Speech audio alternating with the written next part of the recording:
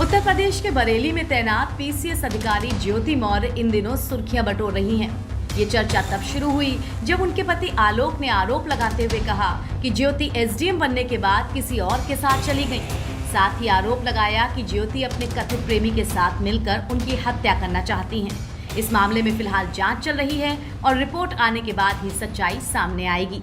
जी हां, अफेयर और रिश्वत के आरोपों में घिरी एसडीएम ज्योति मौर्य मामले में अब नया मोड़ आ चुका है, जिसमें अब उनके कथित प्रेमी कमांडेंट मनीष दुबे की नौकरी खतरे में पड़ती दिख रही है। दरअसल मुख्यमंत्री दरबार से मामले की जांच के निर्देश मिलने के बाद होमगार्ड मुख्यालय ने प्रयागराज में तैनात डीआईजी को मामले की जांच के आदेश दिए थे। जांच रिपोर्ट इसी सप्ताह आनी थी, लेकिन मनीष सहित कई जिला कमांडेंट के तबादलों के चलते अब ये अगले हफ्ते आएगी। डीजीपी ने कहा कि रिपोर्ट आने का इंतजार है, उसके बाद ही विभागीय कार्रवाई की जाएगी। बता दें कि प्रयागराज के आलोक कुमार मौर्य की 2009 में पंचायती राज विभाग में चतुर्थ श्रेणी कर्मचारी के पद पर नियुक्ति हुई थी और साल 2010 में उनकी शादी वाराणसी की ज्योति मौर्य के साथ हुई। शादी के बाद पत्नी ने सिविल की तैयारी की।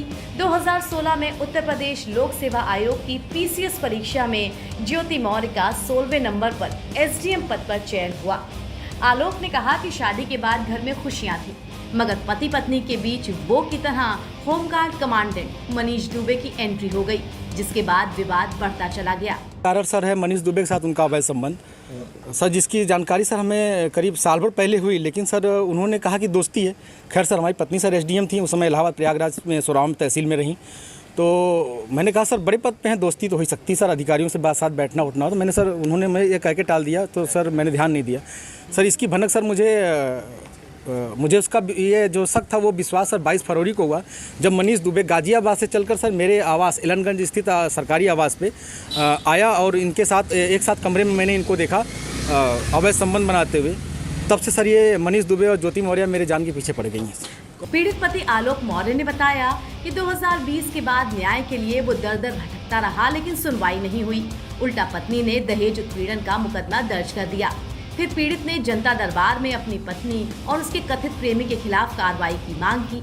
यहाँ पीड़ित पति ने अपने आरोपों को लेकर पत्नी ज्योति की एक व्हाट्सएप चैट भी सार्वजनिक की है, जो कि तेजी के साथ वायरल हो रही है।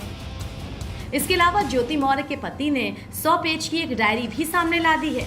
इसमें दावा किया गया है कि डायरी में ज्योति हर महीने वसूली से मिलने वाले रुपयों का लेखा जोखा रखती थी। हर महीने करीब 6 लाख तक की अवैध वसूली की जाती थी।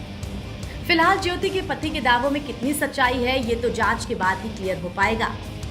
उधर महिला पीसीएस अफसर ज्योति मौर्य इन सभी आरोपों को खारिज करती हैं। उन्होंने बताया कि पति सफाई कर्मचारी हैं, अब वो उनसे तलाक लेना चाहती हैं। इसी कारण उनके व्हाट्सएप को हैक किया गया और ये चैट वायरल कर दी गई। पति उनसे 50 लाख रुपए और घर की मांग भी कर रहे हैं और इसी वजह से उनके खिलाफ प्रयागराज में दहेज उत्पीड़न का मुकदमा दर्ज कराया गया है। अब इस पूरे मामले में सच्चाई क्या है, इसके लिए सभी लोग जांच रिपोर्ट का इंतजार कर रहे हैं। एनबीटी ऑनलाइन की रिपोर्ट।